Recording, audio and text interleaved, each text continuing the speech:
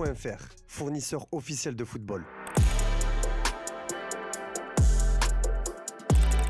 Salut tout le monde et bienvenue dans ce nouveau JT Foot Mercato. On démarre avec le verdict de la direction de l'arbitrage suite au match entre l'OM et l'AS Monaco. Il y a eu débat après le but refusé de Lamine Camara suite à un hors-jeu passif de Folarin Balogun. Les Monégasques n'ont pas compris cette décision et ils ont eu raison vu le compte rendu de la FFF. La direction de l'arbitrage de la FFF a plus ou moins donné tort à François Le Texier. Dans son communiqué, elle indique que l'arbitre assistant décide alors de lever son drapeau car elle considère que l'attaquant numéro 9 a impacté la capacité du défenseur marseillais numéro 21 à jouer le ballon au départ de l'action sur le but refusé à la 51e minute.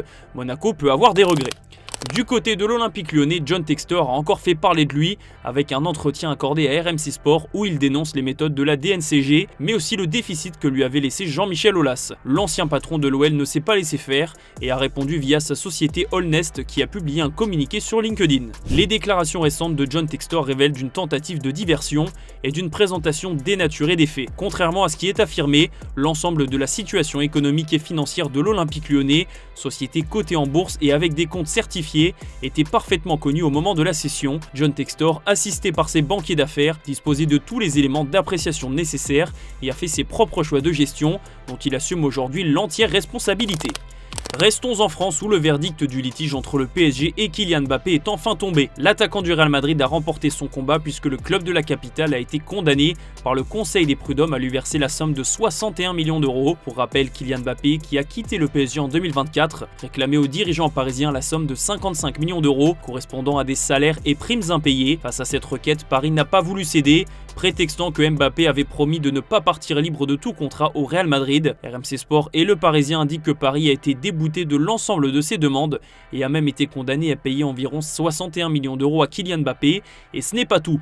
Le Conseil des prud'hommes a également ordonné la publication de l'intégralité du jugement pendant un mois sur la première page du site internet du PSG. Le PSG n'a pas perdu de temps pour réagir et a publié un communiqué envoyé aux médias. Le Paris Saint-Germain prend acte du jugement prononcé par le Conseil des prud'hommes de Paris qu'il exécutera tout en se réservant le droit de faire appel. Le Paris Saint-Germain a toujours agi de bonne foi avec intégrité et continuera à le faire. Le club se tourne désormais vers l'avenir fondé sur l'unité et la réussite collective et souhaite aux joueurs le meilleur pour la suite de sa carrière, est-il indiqué dans le courrier envoyé aux médias. Les avocats de Kylian Mbappé ont réagi à la sortie du tribunal.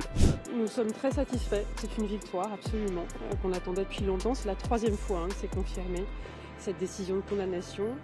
Et voilà. Ça fait donc 18 mois effectivement, Kylian Mbappé réclame la même chose, le paiement de ses mois de salaire et de sa prime pour le travail qu'il avait effectué.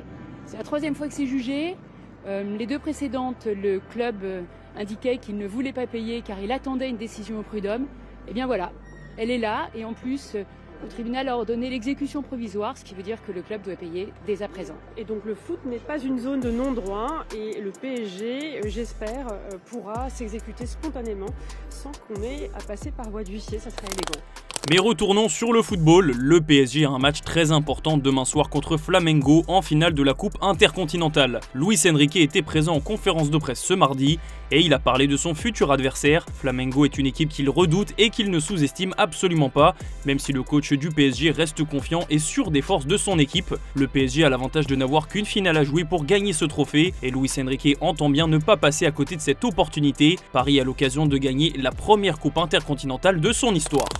En Angleterre, Bruno Fernandes est toujours aussi brillant avec Manchester United. En témoigne son coup franc lumineux inscrit hier soir contre Bournemouth. Mais son avenir aurait bien pu s'écrire ailleurs que chez les Red Devils.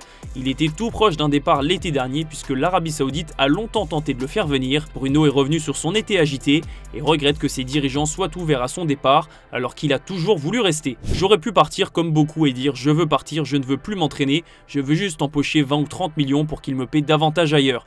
Mais je ne l'ai jamais fait. Je ne me suis jamais senti en position de le faire car j'avais le sentiment que mon attachement et mon affection pour le club étaient intacts, mais il arrive un moment où pour eux l'argent prime surtout. Le club voulait que je parte, j'en suis convaincu. Chez le rival Manchester City, on cherche déjà des renforts, notamment en défense. Marc Guéhi était tout proche de Liverpool l'été dernier, mais le transfert ne s'est pas fait, donc City veut en profiter. Selon les informations du Times, le défenseur formé à Chelsea est désormais la cible prioritaire de Manchester City. Désireux de renforcer leur défense et de faire progresser leur équipe dans ce secteur, les Sky Blues ont coché le nom du natif d'Abidjan, qui serait leur recrue idéale à ce poste selon les dernières informations. Direction l'Allemagne, un pays que Karim Adeyemi pourrait quitter rapidement. L'attaquant du Borussia Dortmund a des envies d'ailleurs, et pour une raison bien particulière. En effet, selon les informations de Bild, l'international allemand pourrait quitter Dortmund pour sa femme. Cette dernière désirerait vivre dans une grande ville européenne.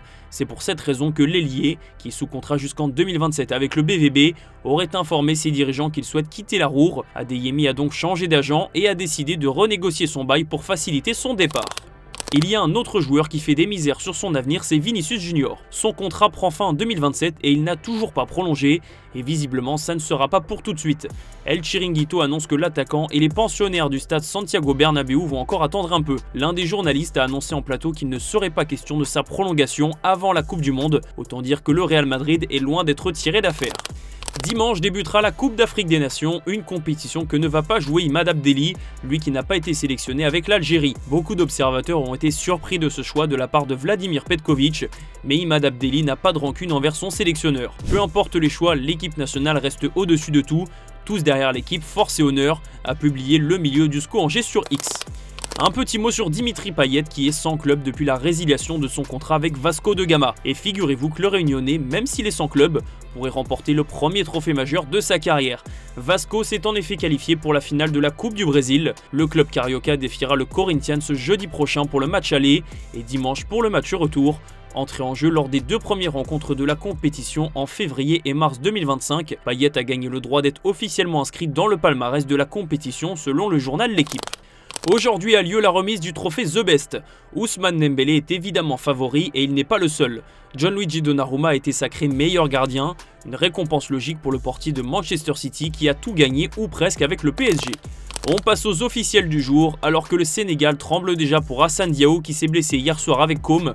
Un autre joueur est d'ores et déjà forfait pour la CAN, c'est Ilaï Camara, le défenseur d'Anderlecht. Il s'est blessé dimanche dernier lors du match contre Saint-Tron. Brendan Rodgers a trouvé un nouveau club. L'ancien entraîneur de Liverpool et de Leicester a été officialisé à la tête d'Al-Qadisiyah. Il rebondit seulement 2 mois après son départ surprise du Celtic Glasgow. Retour aux sources pour Marouane Fellaini. L'ancien joueur de Manchester United s'est engagé au Sporting de Charleroi, son club formateur. Le milieu de terrain belge retourne là où tout a commencé pour lui, il y a plus de 10 ans.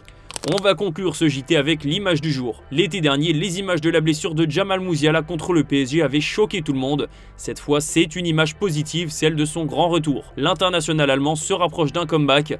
Il a fait son retour à l'entraînement avec le Bayern Munich. On se quitte sur ces belles images les amis, merci d'avoir suivi ce JT et on se retrouve demain matin sur Foot Mercato.